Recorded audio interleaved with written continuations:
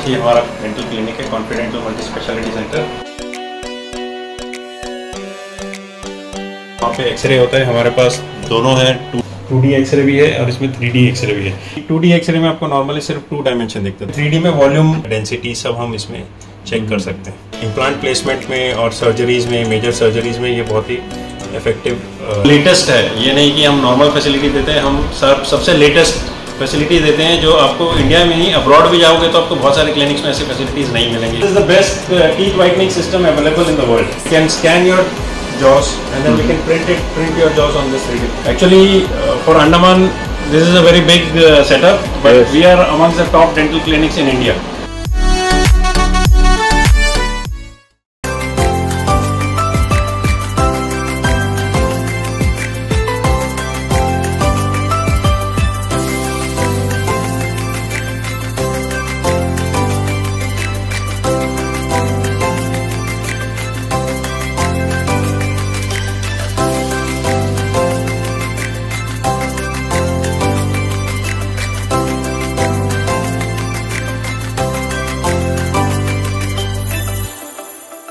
नमस्कार, मैं नित्या न्यूज अंडमान 24/7 में आप सभी का स्वागत करती हूँ। हमारे द्वीपों में स्वास्थ्य से जुड़ी कई समस्याएं आए दिन उत्पन्न होती रहती हैं। कभी डॉक्टर्स, कभी नर्सेज, कभी इक्विपमेंट्स की कमी, कभी समय पर जरूरी सुविधा न मिलना। हमारे कई मरीज द्वीपों से अपना कीमती समय और पैसे खर्च कर मुख्य भूमि भी जाते हैं, क्योंकि उन्हें यह विश्वास होता है कि मुख्य भूमि के प्राइवेट हॉस्पिटल्स में बेहतर इलाज उन्हें मिल सकती है। इसी विषय में अरुण फर्टिलिटी और IVF सेंटर के साइंटिस्ट श्री सूर्यकांत जी ने हमारे चैनल से बात की और गायनिक रिलेटेड इश्यूज के बारे में बात की, और यहीं पोर्ट ब्लेयर में बेहतरीन तकनीक के साथ उन सुविधाओं के बारे में भी बताया। चलिए हमारे रिपोर्टर यामिन जी की रिपोर्ट देखते हैं। नमस्कार, मैं यामिन न्यूज अंडमान 24/7 में आप सभी का स्वागत करता हूं। आज हम आए हैं 11 चरमा के Arun fertility and IVF centre, जहां पर मैं आप लोगों को बता दूं कि यहाँ के जो डॉक्टर्स हैं और यहाँ पे जो भी आधुनिक उपकरण यहाँ पे मौजूद है, इनकी जो सुविधाएं हैं, इन सब के बारे में हम आप लोगों को अवगत कराना चाहते हैं। इसीलिए आज हम इस क्लिनिक में आए हैं। चलिए अंदर चलते हैं। इस वक्त हम जो है अरुण हॉस्पिटल के जो रिसेप्शन है उसके दरवाजे के बाहर खड़े हैं। मैं आप दर्शकों को बताना चाहूँगा कि हमारे अंडमान निकोबार में Arun fertility and IVF centre जो है, क्लिनिक जो है, यहाँ पे ऐसे अनेकों सुविधाएं हैं स्वास्थ्य सेवाओं को लेकर। उन सब के बारे में हमने, हमारे चैनल ने सोचा कि हम आप लोगों को उससे अवगत कराते हैं, ताकि अगर ऐसी कोई भी समस्याएं हैं जिनका समाधान आप लोगों को यहाँ अरुण हॉस्पिटल में प्राप्त हो सके, तो फिर आप लोगों को मुख्य भूमि जाकर इतना अपना समय और पैसा बर्बाद करने की ज़रूरत नहीं पड़ेगी, क्योंकि आए दिन स्वास्थ्य सेवाओं को लेकर हमारे द्वीपों में ये एक बहुत बड़ा मुद्दा है कि इनका बहुत समय जाता है, काफ़ी पैसे खर्च होते हैं मुख्य भूमि जाने के बाद में। लेकिन जब हमारी टीम को ये पता चला कि अरुण हॉस्पिटल 11 चरमा में ऐसी कई सारी सुविधाएं हैं जिसके लिए अब हमारे जो अंडमान के निवासी हैं उन लोगों को मुख्य भूमि जाने की ज़रूरत नहीं पड़ेगी, वे यहीं अरुण हॉस्पिटल में ही इसकी सेवा प्राप्त कर सकते हैं। हमारी कोशिश रहेगी कि अरुण हॉस्पिटल में जो डॉक्टर्स हैं हम उनसे बात करें, उनसे जाने कि क्या क्या सुविधाएं हैं यहाँ पे, कौन कौन सी जो आधुनिक उपकरण हैं जो हमारे स्वास्थ्य सेवाओं में इस्तेमाल किया जाता है, उनके बारे में भी जाने, ताकि आप लोगों को भी पूरा यकीन हो जाए कि आपकी जो भी समस्याएं हैं स्वास्थ्य को लेकर, अगर उनका इलाज यहीं पोर्ट ब्लेयर में ही हो जाए तो फिर आप लोगों को मुख्य भूमि जाने की ज़रूरत नहीं पड़ेगी। तो चलिए हम कुछ डॉक्टर से मिलते हैं और इनके जो पूरे जो लैब है इस पर एक नज़र डालते हैं। Arun fertility and IVF centre, नाम से ही आप लोगों को पता चल ही गया होगा कि यहाँ पे जो मैक्सिमम जो डॉक्टर्स हैं वे सब गायनेकोलॉजिस्ट ही होंगे, क्योंकि इन्हीं से रिलेटेड यहाँ पे सेवाएं दी जाती हैं स्वास्थ्य क्षेत्र में। हमारी खुशकिस्मती है कि हम यहाँ पे साइंटिस्ट सूर्यकांत जी उनके साथ बैठे हैं और उनसे हम कुछ बात करेंगे, कुछ जानकारियाँ लेंगे कि चूँकि ये एक फर्टिलिटी सेंटर है तो यहाँ पे जो पूरा जो प्रोसेस होता है बच्चा बनाने का, किन तरीकों से बच्चे को बनाया जाता है, मॉडर्न टेक्निक के थ्रू, जो हमें साइंटिस्ट सूर्यकांत जी हमें अच्छे से एक्सप्लेन करेंगे। थैंक यू सर हमें इनवाइट करने के लिए। आप Arun fertility and IVF centre के बारे में हमारे दर्शकों को खुलकर बताएं, ताकि जो दर्शक हैं उन लोगों को एग्जैक्टली पता चले कि यहाँ पे क्या क्या सुविधाएं मिलती हैं। आइलैंडर्स जो है मेनलैंड जाते हैं, जिनका बहुत समय पैसा उनका जाता है, तो वो सब बचत हो जाएगा अगर यहाँ पे वो लोग विजिट करेंगे। तो प्लीज़ थोड़ा इसे एक्सप्लेन करिए। बिल्कुल, हम यहाँ पे फैसिलिटीज़ जो दे रहे हैं उसमें हम ओवरऑल सारे ही चीज़ें पकड़ लेते हैं। जैसे कि अगर एक फ्रेश पेशेंट आता है, उसको पहले तो हमें स्कैन करके देखना पड़ता है। तो हमारे पास स्कैन मशीन्स हैं, हमारे पास यहाँ भी है, अरुण हॉस्पिटल में भी है, ताकि हम स्कैन करके पहले उनका यूट्रस, ओवरी, ट्यूब्स जो हैं ये सब देख पाएँ। ये सब देखने के बाद हम उनका जो सीमन टेस्ट करना होता है, उसके लिए जो माइक्रोस्कोप चाहिए, उसके लिए जो केमिकल्स चाहिए, वो सारे माइक्रोस्कोप्स, केमिकल्स, वो सारे के सारे हमारे पास अवेलेबल हैं। हमारा एक स्कैनिंग माइक्रोस्कोप से लेके बाइनोकुलर माइक्रोस्कोप से लेके ट्राइनोकुलर माइक्रोस्कोप, जहाँ पे हम कुछ ऑपरेट कर सकते हैं, ऐसे मशीन्स भी हमारे पास अवेलेबल हैं, ऐसे माइक्रोस्कोप्स हमारे पास अवेलेबल हैं। एक बार जब हमें पता चल जाता है कि ओके ये एक पेशेंट है, लेट्स से एक फीमेल पेशेंट है जिसके ट्यूब्स ब्लॉक है, या फिर ओवरी में कोई सिस्ट है, या फिर यूट्रस में फाइब्रॉइड है या पॉलिप है, तो पेशेंट को कभी कभी इंजेक्शन स्टार्ट करने से पहले या फिर बच्चा डालने से पहले हमें कुछ छोटे ऑपरेशंस करने पड़ते हैं। हिस्टोस्कोपी करना हो, लैप्रोस्कोपी करना हो, एंडोस्कोपी करके देखना है कि अंदर क्या है। ये सारा अरुण सर और अलविंशिया मैम दोनों ये देख लेते हैं। ऊपर से हमारे पास और भी गायनेकोलॉजिस्ट हैं, जैसे डॉक्टर राजलक्ष्मी। हमारे पास ये गायनी टीम ही बहुत बड़ी है, जिसकी वजह से हम बहुत सारे अलग टाइप के ट्रीटमेंट्स दे पाते हैं। बात करूँ अगर मैं IVF सेंटर की, तो यहाँ पे एक बार अगर हस्बैंड और वाइफ आ जाते हैं, तो आप अगर आपकी अगर कोई IVF होना है, आपको नॉर्मल IVF कराना है, एज एन आपका एक IUI कर रहे हैं, तो जहाँ पे हम सैंपल सिर्फ यूट्रस में डाल देते हैं, या फिर आपको अपने ही बेबीज़ चाहिए और आपको 1-2 अंडे हो रहे हैं, 1-2 स्पर्म्स हैं, उस केस में हम आपके एग फ्रीज़ करके मल्टीपल टाइम फ्रीज़ करके एक बार ICSI भी कर सकते हैं। इसको बोलते हैं गैमेट विट्रिफिकेशन।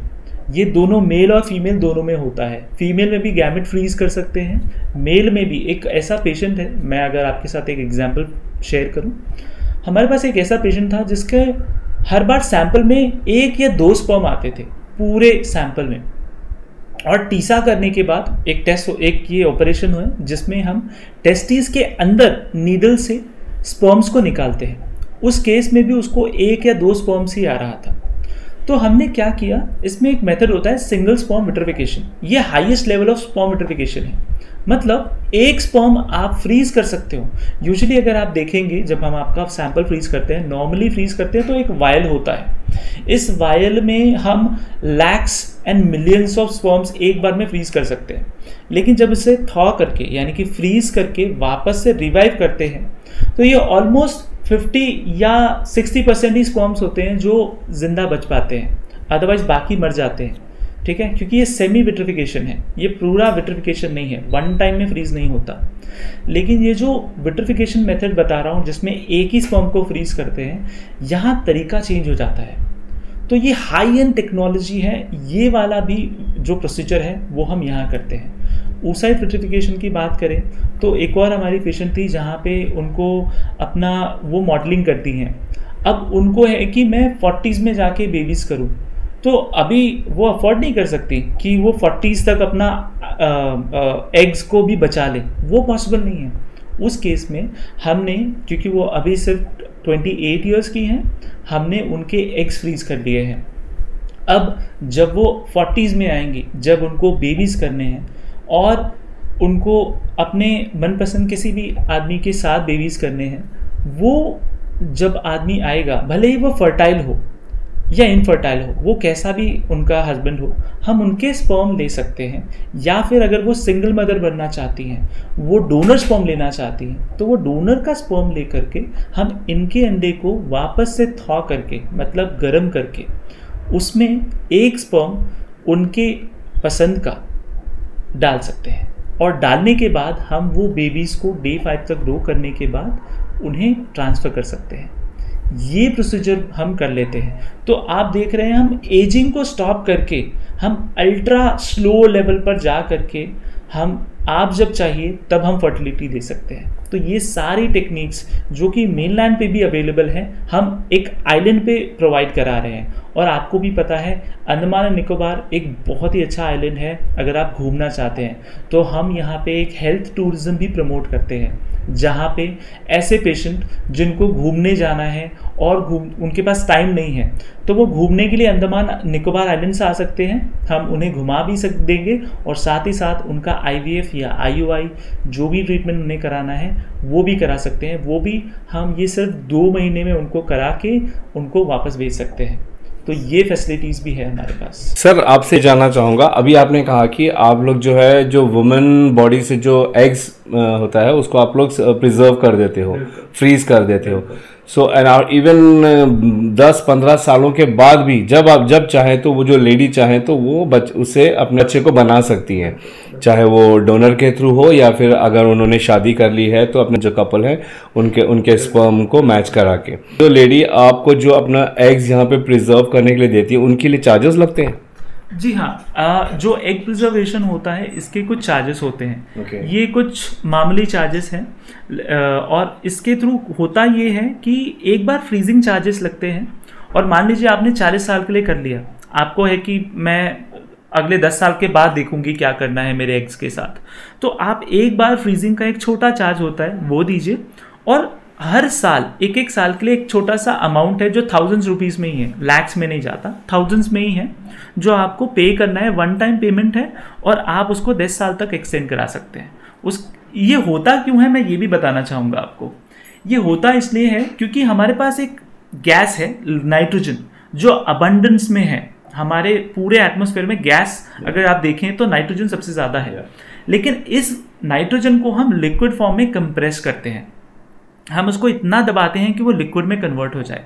जब वो लिक्विड में कन्वर्ट होता है उसका टेम्परेचर होता है -196।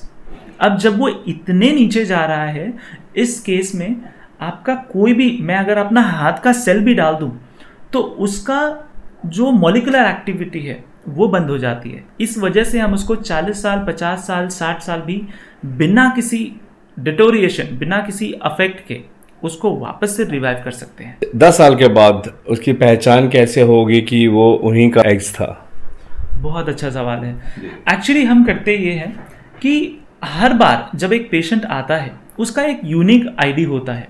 वो यूनिक आईडी लेने के बाद, मान लीजिए एक पेशेंट आ रहा है, मैं एक एग्जाम्पल बता रहा हूँ कि एक पेशेंट आ रहा है, लेट्स से आज है 14 सितंबर 2023। तो हम पहले तो वो डेट मेंशन करते हैं, उसके बाद उन पेशेंट का पूरा नाम लिखते हैं।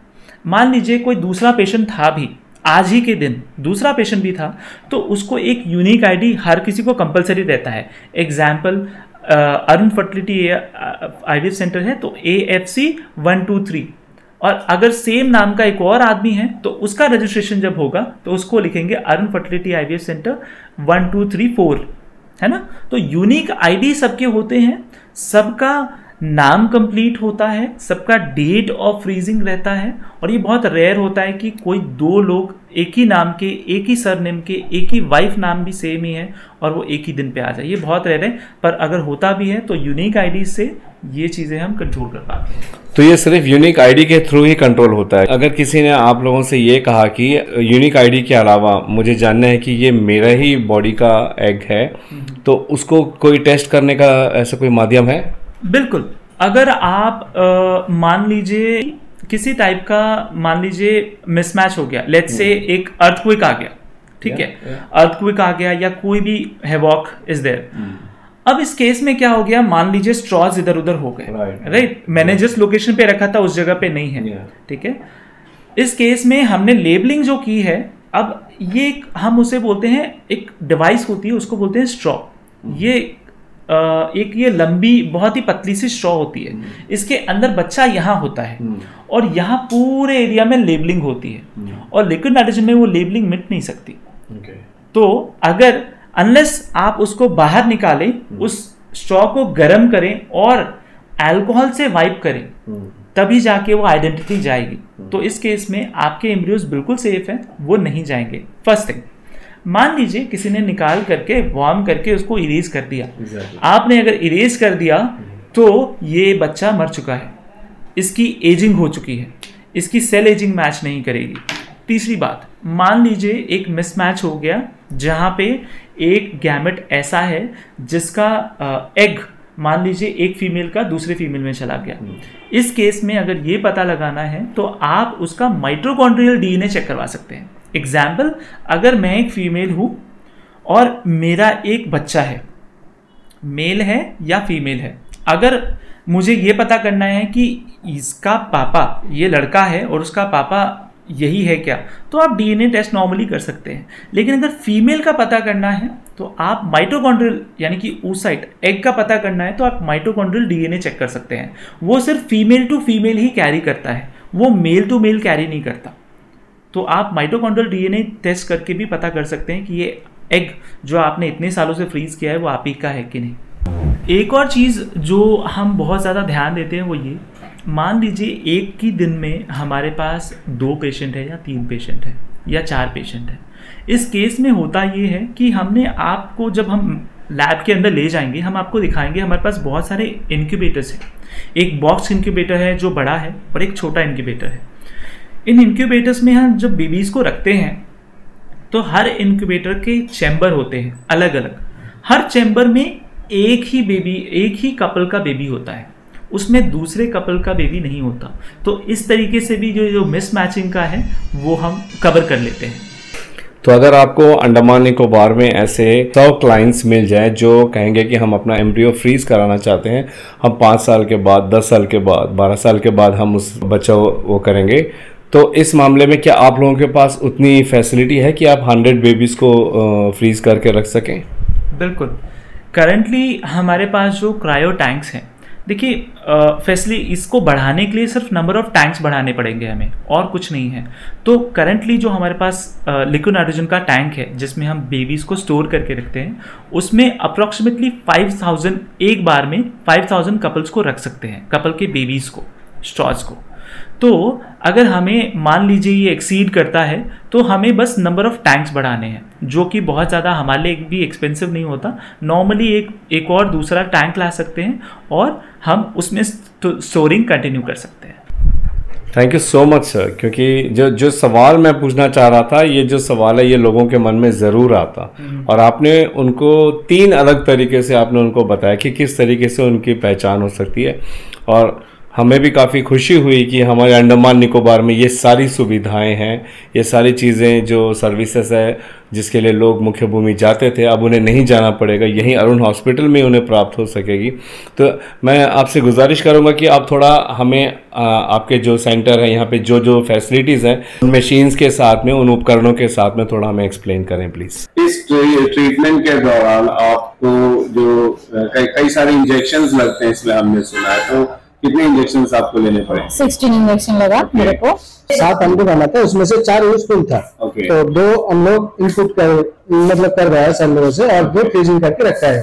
तो वही प्रोसेस में है, सॉरी वो प्रोसेस कंप्लीट होके अभी हम लोग का 16 + 17 चल रहा है। यहाँ का पेमेंट का बारे में थोड़ा आप बताइए। पेमेंट बोलने से तो एक्चुअली मुझे बहुत ही खुशी मिल रहा है यहाँ में आके, पेमेंट भी यहाँ में मुझे एक साथ भी नहीं करना पड़ा।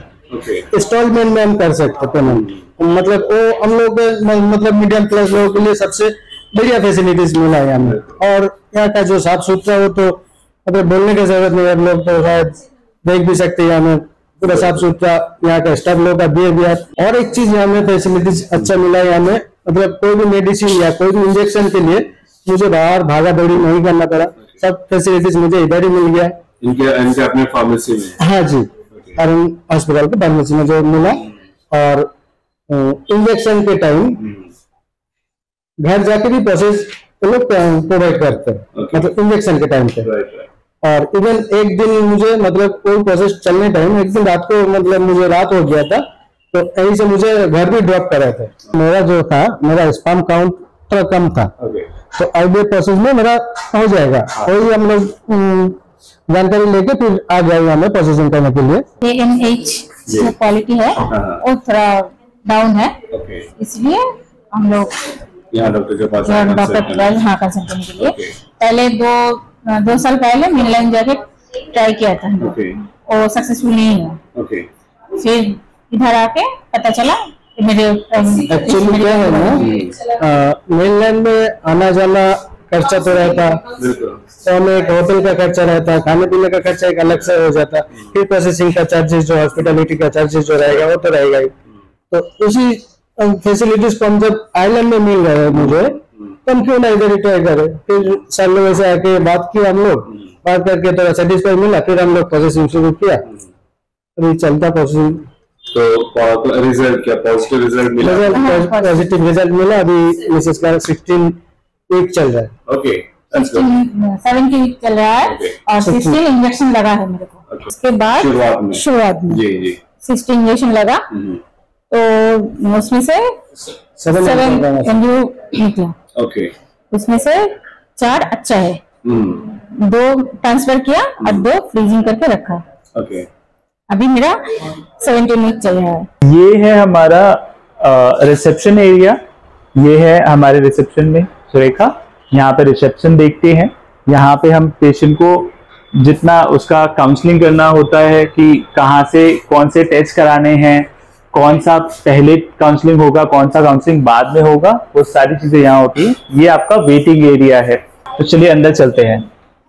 ये रूम है हमारा डॉक्टर्स रूम। यहाँ पे हम लोग अपना पेशेंट काउंसलिंग करते हैं। I show you inside. यहाँ पे वेटिंग एरिया है पूरा।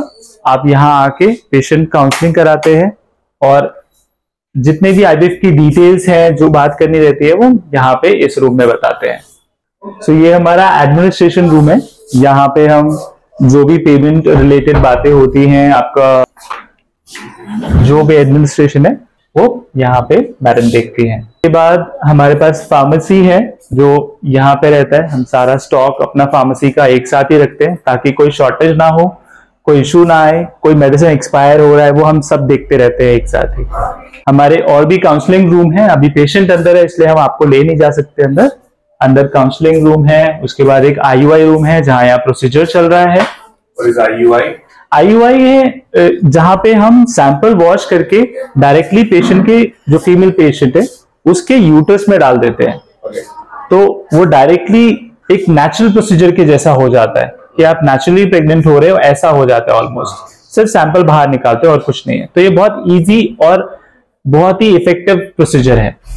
उसके बाद ये ऑटोक्लेव रूम है। यहाँ पे जितने भी हमारे जो वेसल्स होते हैं, जो भी मशीन्स है, वो सारे के सारे इसके अंदर वॉश होते हैं। ये है हमारा एंड्रोलॉजी लैब। यहाँ पे मैं आपको दिखाता हूँ कि कैसे सैंपल वॉश करते हैं। सो ये है हमारे एंड्रोलॉजिस्ट संतोष कुमार। मैं आपको ले चलता हूँ अब वार्ड में जहाँ पे हमारे पास पेशेंट्स हैं, जहाँ पे हम पेशेंट को देखते हैं। सो ये एरिया है जहाँ पे हम स्कैनिंग करते हैं पेशेंट का, अल्ट्रासाउंड करते हैं, देखते हैं कि पेशेंट का फॉलिकल्स ठीक है कि नहीं है, एंडोमेट्रियम बन रहा है कि नहीं बन रहा, वो यहाँ पे हम स्कैन करके देख लेते हैं।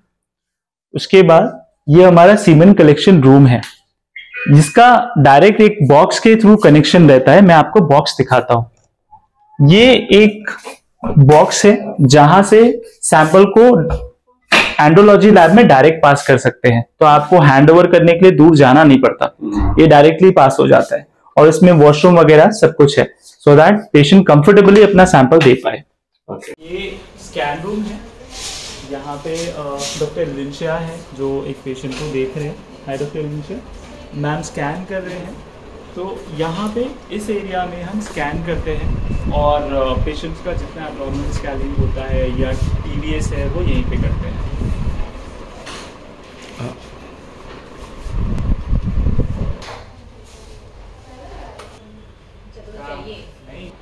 यहाँ पे हम पेशेंट फीमेल वार्ड है, यहाँ पे हम पेशेंट देखते हैं।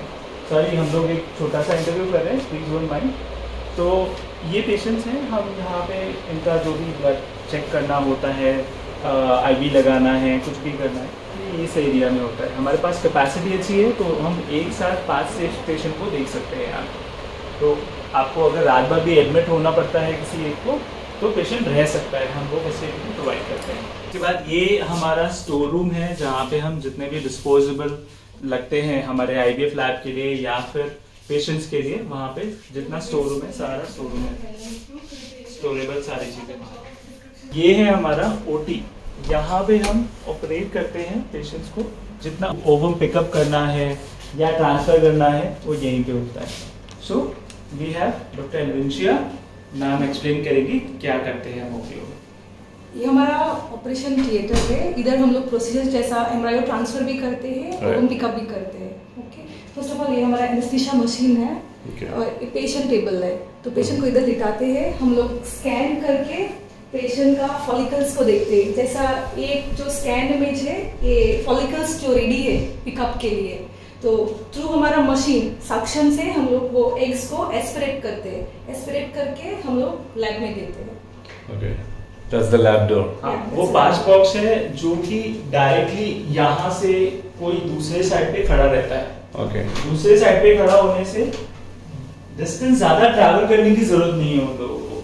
जैसे कि मैं अगर ओपन करूं, ये डायरेक्टली यहाँ ओपन होता है और यहाँ पे हमारे पास एक लैब में कोई एंड्रोलॉजिस्ट है, एंड्रोलॉजिस्ट है, वो खड़े हो जाते हैं जो आपको पूरा बताते हैं कि एग्जैक्टली लैब कैसा है। तो अभी आप आ चुके हैं एम्ब्रियोलॉजी लैब में। ये वो एरिया है जहाँ पे आपके बेबीज बनते हैं, हम यहाँ पे आपके बेबीज बनाते हैं। इस पूरे एरिया में मैं अगर शुरू करूँ तो ये है हमारा लैमिनार एयर फ्लो।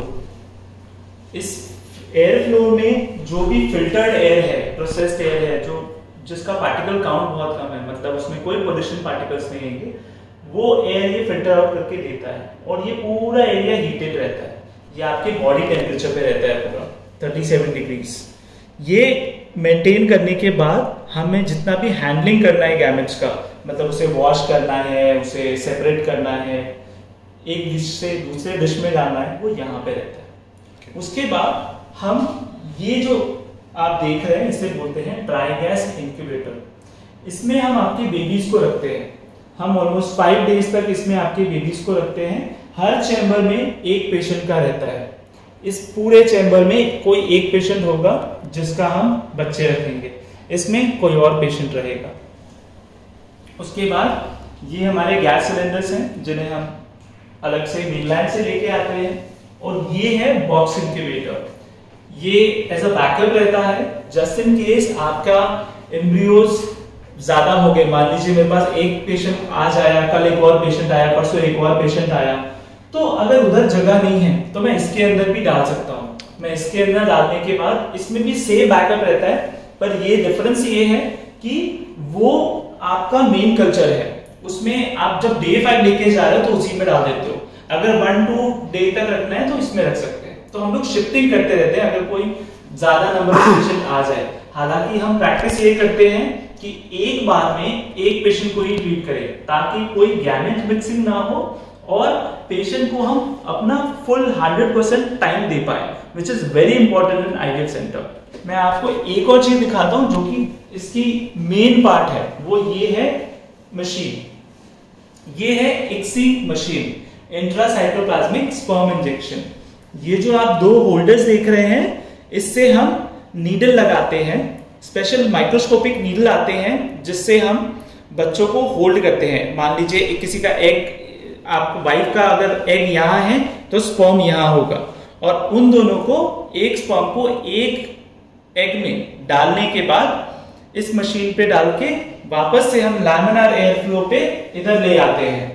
यहाँ पे लाने के बाद फिर हम जो हमारा ट्राई गैस इंक्यूबेटर है उसमें डाल करके ऑलमोस्ट 5 डेज तक इंक्यूबेट करते हैं। ये 3 गैसेस लेता है, ऑक्सीजन, कार्बन डाइऑक्साइड, नाइट्रोजन, ऐसे करके ये बेबीज को बनाता है। तो उनको गैस भी चाहिए, उनको न्यूट्रिएंट्स भी चाहिए और उनको प्रोटीन, अमीनो एसिड्स भी चाहिए। ये है हमारा टैंक, नाइट्रोजन टैंक। यहाँ पे हम बेबीज को स्टोर करके रखते हैं। ये है लिक्विड नाइट्रोजन, इसका टेम्परेचर -196 होता है। ये जो आप वेपर्स देख रहे हैं ये बहुत ही ठंडा है।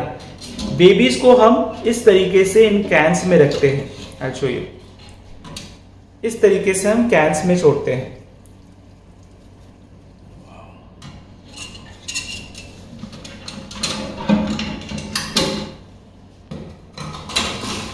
इन कैंस को हर एक दिन या हर 2 दिन के बाद रिफिल करते रहना पड़ता है, क्योंकि अगर ये लिक्विड नाइट्रोजन इसके अंदर नहीं रहेगा तो सेल एजिंग हो सकती है। सेल एजिंग होने से आपके एम्ब्रियो जो है वो एक टाइम के बाद डेड होना स्टार्ट हो जाएंगे, इसलिए रिफिल करते रहना बहुत जरूरी है इनको। इसके बाद हम चलते हैं नेक्स्ट एरिया में।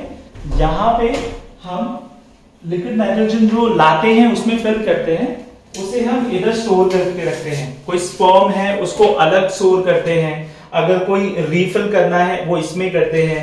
अगर कोई पॉजिटिव पेशेंट है, HIV पॉजिटिव है, हेपेटाइटिस पॉजिटिव है, किसी भी टाइप की बीमारी है, उसे हम दूसरे कैन में डाल देते हैं ताकि किसी भी टाइप का ट्रांसफर ना हो। उसके बाद बच्चों को जो खाने के लिए मीडिया चाहिए, वो उनके जो न्यूट्रिएंट्स हैं वो इधर रहते हैं। हम सारे टाइप के मीडियाज रखते हैं, जहां पे हमें DNA फ्रेगमेंटेशन करना हो, उनको कल्चर कराना हो, उनको वॉश करना है, वहां पे हम सारे मीडियाज यहाँ पे स्टॉक करके रखते हैं। तो सर इस रूम के बारे में हमारे दर्शकों को थोड़ा बताइए प्लीज। ये जो रूम है ये IVF लैब है। Okay. इस लैब में ही सारे बच्चे बनते हैं। जैसे ये लैमिनार एयर फ्लो है, यहाँ पे हम लोग ये माइक्रोस्कोप, स्पेशल माइक्रोस्कोप्स है। ये आपके बाइनोकुलर या मोनोकुलर नहीं है, ट्राइनोकुलर माइक्रोस्कोप है। इसमें भी स्क्रीन्स लगे होते हैं, हम पेशेंट को फोटोज देते हैं। उसके बाद ये एक लैमिनार एयर फ्लो देता है, मतलब एक कंसिस्टेंट एयर देता है जिसमें कोई पोल्यूशन ना हो। इसके बाद अब आप वहां देखें, ये हमारा एयर प्यूरिफायर है। ये स्पेशल एयर प्यूरिफायर हमारे लिए इसलिए है क्योंकि कोई भी लैब में जो एयर क्वालिटी है वो बहुत इंपॉर्टेंट है। आपका एयर अच्छा नहीं है, पोल्यूशन है, तो मिसकैरेजेस बहुत बार इसलिए भी होते हैं। So we can say that this room is like 100% bacteria free. Yes, हम इसको डेली बेसिस पे 7% अल्कोहल से क्लीन करते हैं। उसके बाद स्पेशल केमिकल्स आते हैं, उससे डेली बेसिस पे क्लीन करते हैं ताकि इसमें कोई केमिकल ना हो, कोई स्मेल ना हो। इसके बाद जब यहाँ पे आपका लैब ओटी से जब आपका एग्स आते हैं, एग्स आने के बाद हम यहाँ पे जब प्रोसेस करते हैं, प्रोसेस करके इनमें हम कुछ डिशेस रखते हैं। ठीक है, मैं एक छोटा सा आपको ओपन करके दिखाता हूँ। जैसे ये इसमें डिशेस है,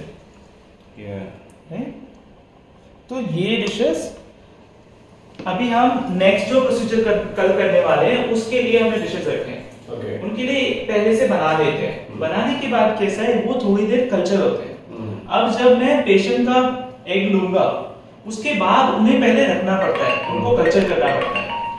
वो कल्चर करने के बाद उनमें बहुत सारे डिशेस लगते हैं, तो सबके लिए एक बार में डिश सारा बना के रखना पड़ता है। अगर एक पेशेंट के लिए 5 लग रहा है, 6 लग रहा है, वो सारे पहले से बनाओ। उसके बाद हम इसमें शिफ्ट करके 1-2 घंटा रेस्ट देते हैं बच्चों को, ताकि वो सेटल हो जाए।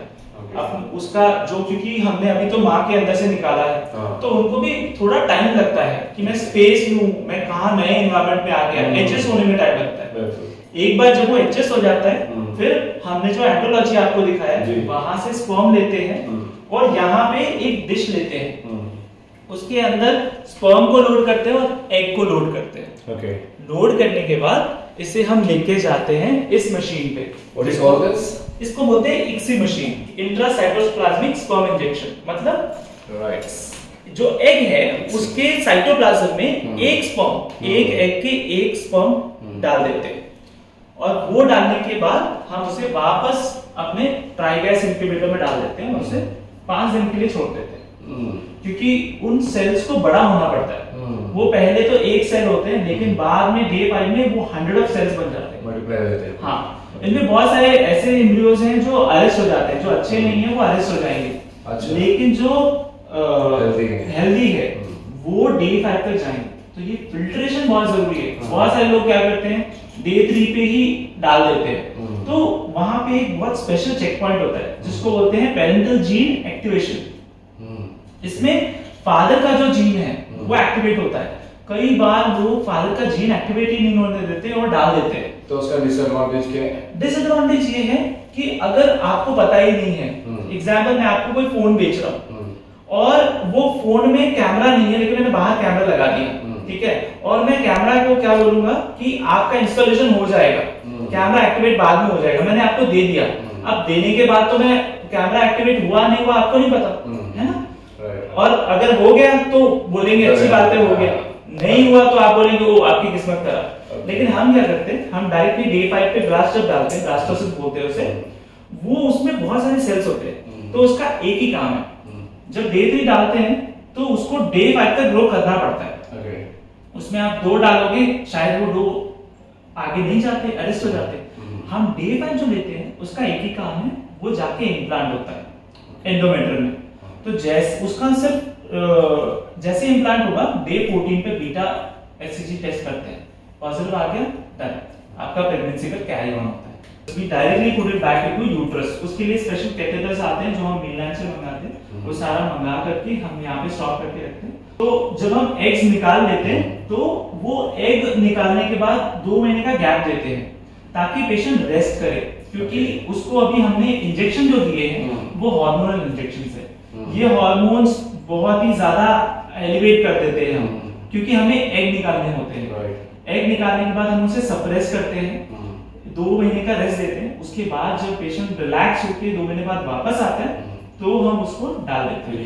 यहाँ पे जो रखा हुआ था वो आप लोग फिर दोबारा, और इस 2 महीने के बीच में सेल एजिंग ना हो, मतलब आपके जो बच्चे हैं वो बड़े ना हो जाए, क्योंकि वो 6 दिन 7 दिन के बाद डेड हो जाते हैं, तो तब तक के लिए स्टोर करने के लिए हम ये यूज करते हैं।